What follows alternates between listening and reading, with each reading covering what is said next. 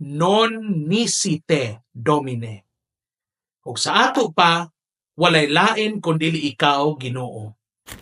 Mayong adlaw, kini si Father Linad Castrens R. Garces, kasamtangang na-assign sa atong Archdiocesan School System, isip principal sa Academia de San Miguel Arcangel Argao ug miyembro sa Priestly Fraternity of Saint Dominic nga naglangkob sa banay sa Order of Preachers o orden sa mga magwawali nga mas naila nga mga Dominikano. Anian usab kita sa atong inadlaw nga pamalandong sa pulong sa Dios. Karong adlaw, atong gihinumdom ang usa sa mga banggiitan nga mga santos ug teologo sa atong simbahan ug patron sa mga estudyante, mga universidad ug mga tunghaan, si Santo Tomas de Aquino. Siya usa ka Italianong pare nga miyembro sa orden nga Dominikano.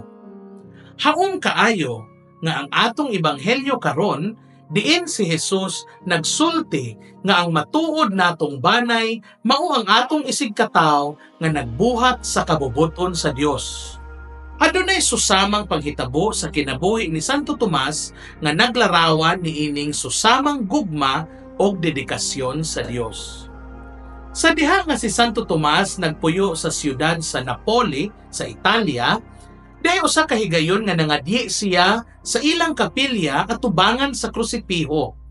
Samtang siya nangadye, ang imahe ni Jesus nga nagbitay sa krus nakig-istorya kaniya ug niingon, Bene scripsisti di me tome, quam ergo mercedem accipies.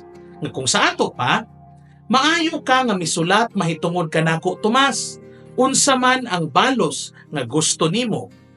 Sa walay pagduha-duha, mitubag diretso si Santo Tomas, non nisite Domine. Ug sa ato pa, walay lain kundili ikaw, Ginoo. Gitanyagan siya sa Dios sa bisan unsang butang sa kalibutan, isip ganti, apan walay pagduha-duha, gipili niya ang Dios.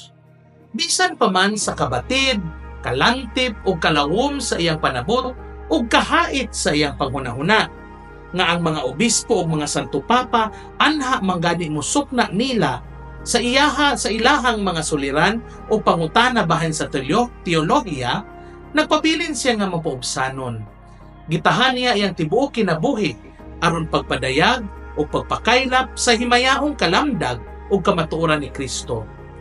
Ang iyang mga bililhon kaayo nga mga sinulat, labi na ang Summa Theologiae nga hangtod karon sunod sa santos nga Biblia, mao ang suknaanan sa Santa Iglesia, nagpadayon nga nagtudlo ug nagpadayag sa misteryo sa Dios.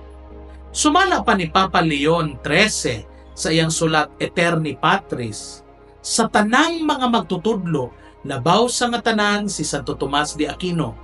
Iyang kinabuhi walay himik o mansa. Sama sa adlaw, gidanaga niya ang kalibutan sa kasibot siyang mga bertudes ug gipuno niya kini sa himaya sa iyang pagtulunan.